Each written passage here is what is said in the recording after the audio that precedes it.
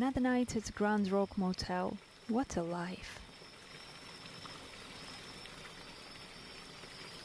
Clock looks broken, but it woke me up to my shift. Interesting.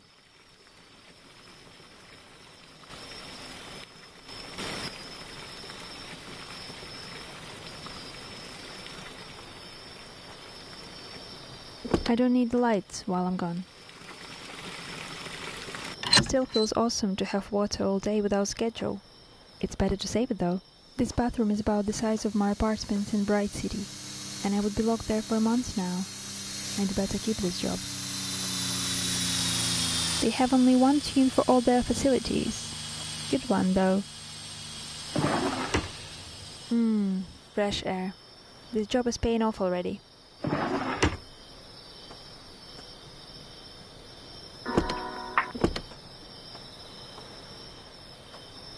Crappy memory, but at least I'm well organized.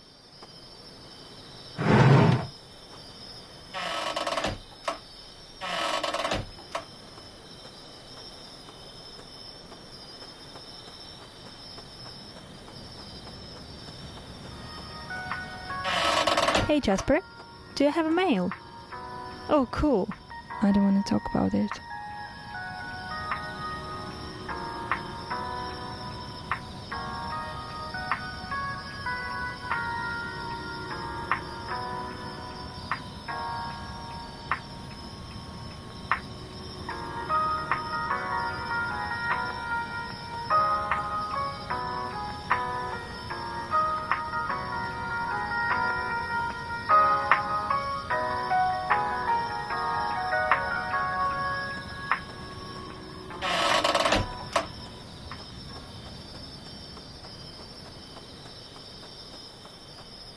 Hey Christine, how was your day? I slept like a baby.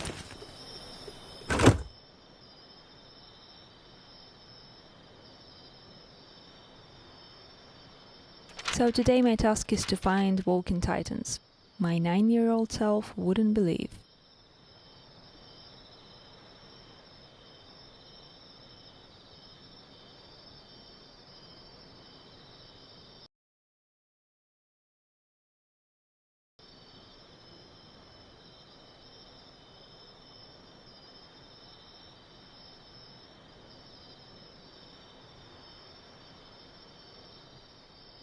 I don't know you, Clark, but I'm grateful music can save my day. Or night, actually.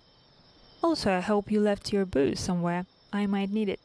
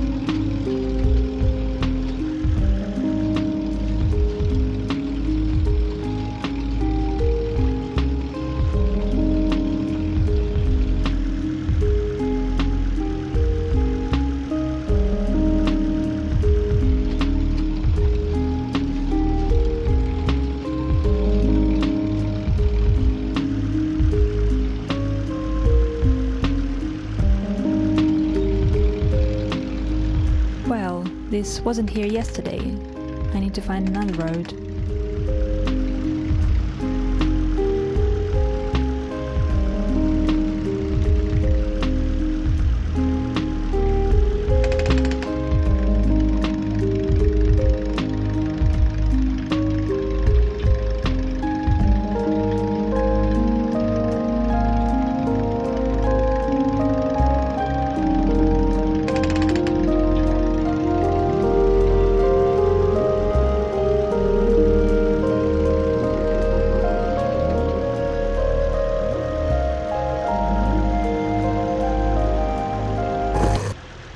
National Broadcasting Company presents Lights Out, a summer revival of the famous series which many of our listeners will remember.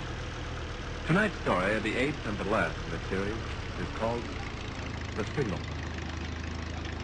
Lights out everybody.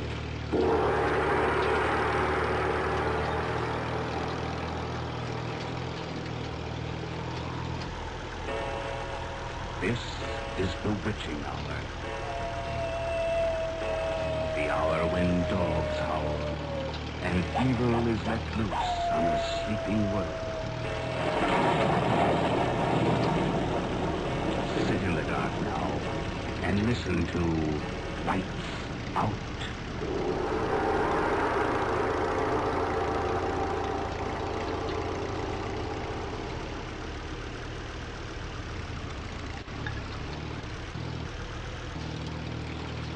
Hello, below there. I was calling to a man who stood beside a railroad track at the bottom of a deep and rocky ravine. One would have thought that, considering the nature of the ground, he would have looked up to where I was standing. But instead he turned and looked down the railroad line. I called again. Hello, below there. Because the terrible glare of the setting sun was in my eyes, I put my left arm across my face and waved to him with my right. He looked up and I saw in his face an expression of intense horror. He regarded me fixedly without moving. And I shouted, Is there a path by which I can come down and speak to you? He continued to stare at me. Gradually, the expression of horror seemed to pass from his face, leaving it a gray, empty mask. When he spoke, his voice seemed to come from a grave.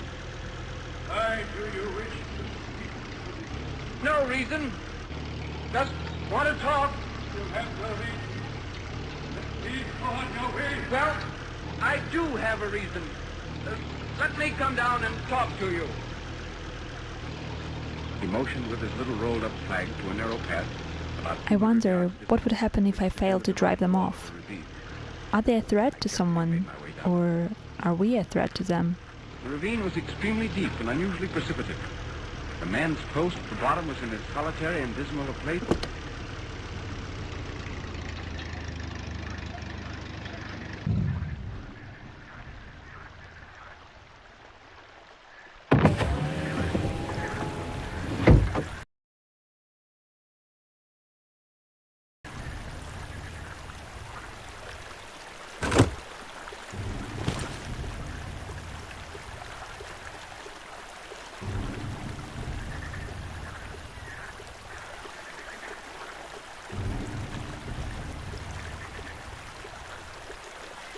With the spotlight switched off, this makes no sense.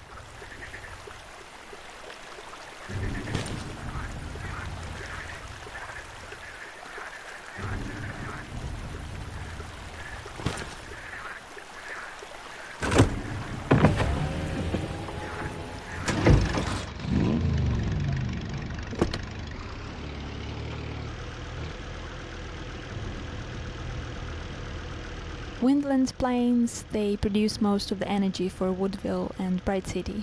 But I remember frequent shutdowns this time of the year. I wonder, was it because of Titans?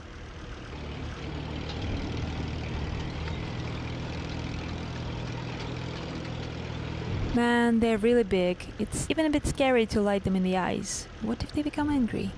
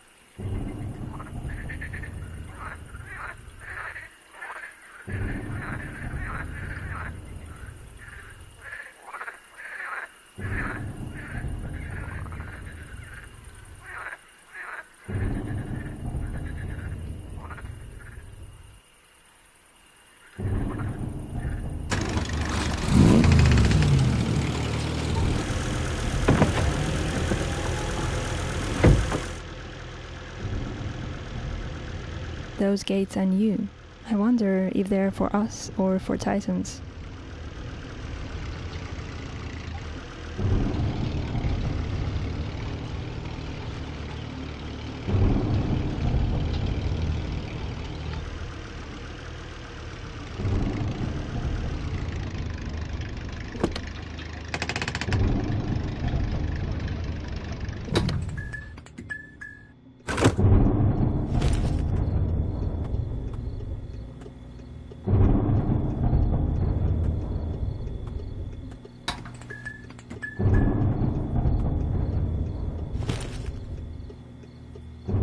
Well, so this car can't work normally with the spotlight on. Good to know. No multitasking for Christine.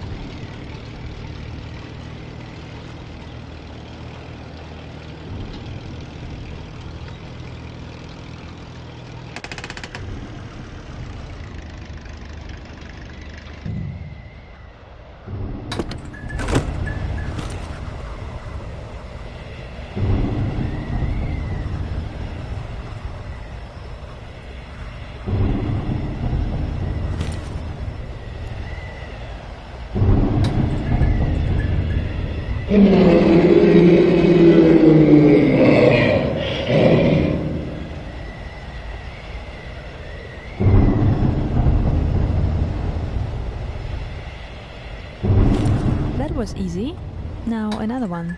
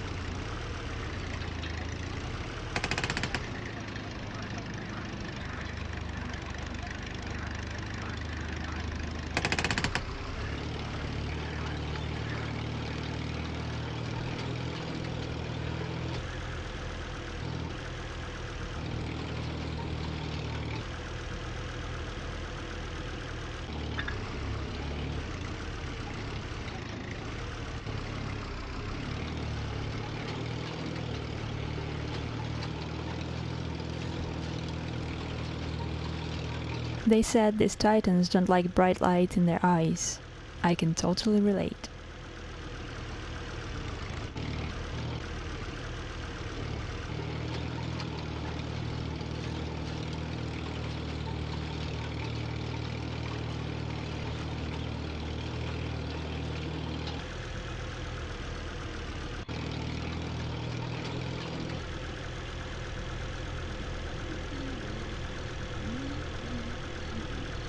Why the spotlights on a train is still on? It's clearly not moving anywhere. Well, okay, not my business.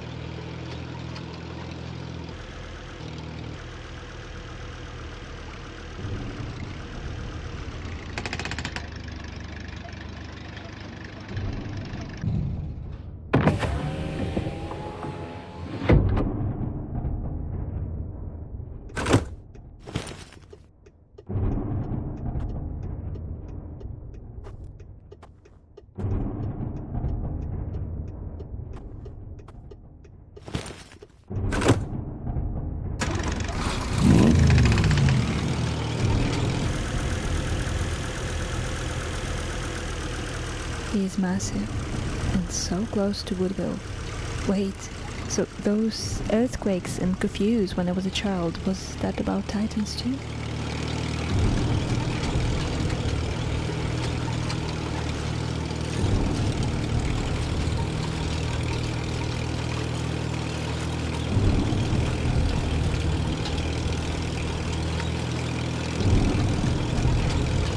Instead of fixing the road, close it.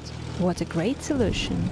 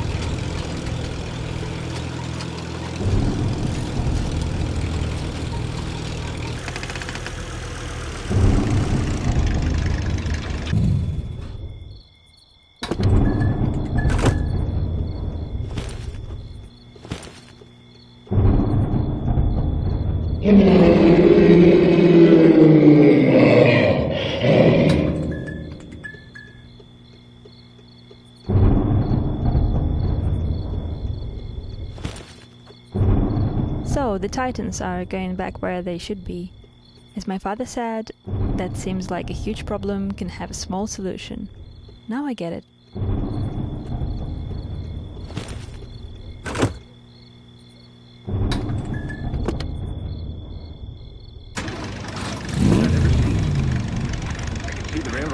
Running into a dark, gloomy tunnel at one end of it. So little sunlight never found its way to the spot. But heaven hurt me. Deadly smell. and so much cold wind rushed through that it struck a chill into me, so I left the morning room. Hello, I'm afraid I'm intruding. Well, I'd better explain. You see, I'm a reporter for the London Times. You know the Times. Yes, I know the time. On people who work at little-known occupations in the city. And strolling along, seeing you down here, I thought, here is a story. That's the reason that brought you down here? Yes, perhaps I'd better ask you a few questions, hadn't I? For instance, how far down are we? I've never seen anything quite like this before. 52 feet. Is that considered deep for railroad cutting? Deepest in the country. 52 feet. And how long is the tunnel? 3/4 of a mile. I see. And that red signal light in front of the tunnel, is that part of your job? I mean, do you have to see that it stays lighted all the time? Don't you know that it is? Don't I know it is? So, you've been staring at me ever since I called you. Staring as though I were something to be afraid of. I'm just a newspaper reporter, that's all. Thought I'd seen you before. Seen me? But where? There. By that signal light. But I've never been here before. The part of London I've never visited. No, you may be sure of that. Perhaps I may. Yes, I'm sure I may. I beg your pardon for being so unfriendly. It's just that... Well, I made a mistake. That's all right. I shouldn't have come down, I suppose. After I saw this unusual ravine in the tunnel and your job down here, I felt I had to come down and talk to you. I think I'm glad you did. I have very little company. This is a world here different from other men's world. I can believe that. May I ask, what exactly is the nature of your job? I mean, besides keeping the signal light burning and flagging the trains, what do you have to do? Not very much. I operate the telegraph in my hut over there. Turn this iron handle now and then. That's all. And you're down here all the time? Yes. Don't you ever get a chance to take a few minutes off? Get up there and talk? In the sunlight? Very seldom. I can't leave the telegraph. By the way, I have a fire in my signal house. Wouldn't you like to come in and warm yourself? Indeed I would. This wind cuts right through me. We'll hurry along.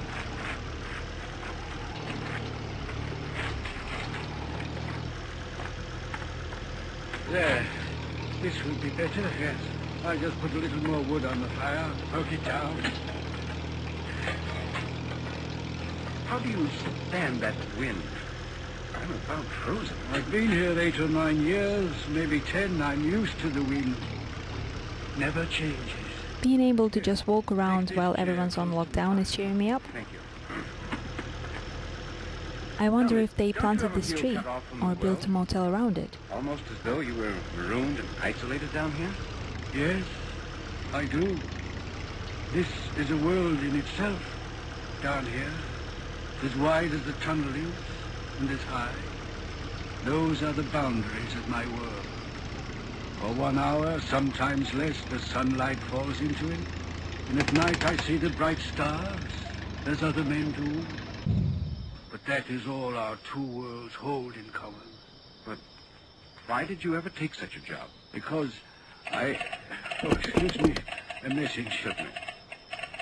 6:15, Roxborough, 10 minutes late.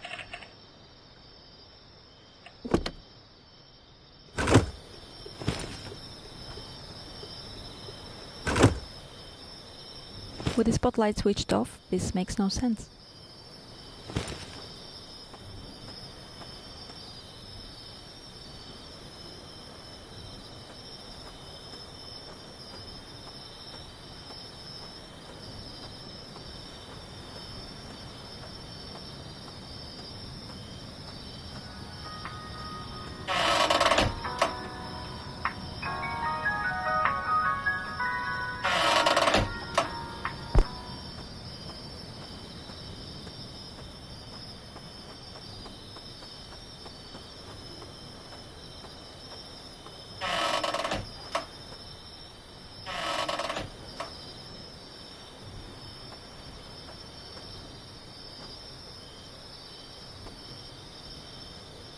still feels awesome to have water all day without schedule.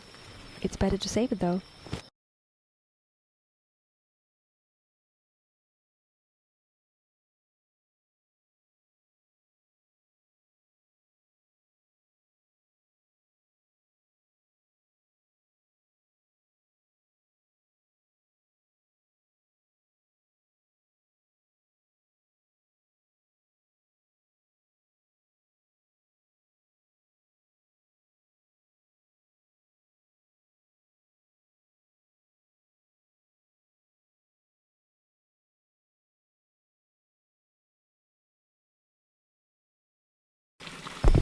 Another night at the Grand Rock Motel. What a life!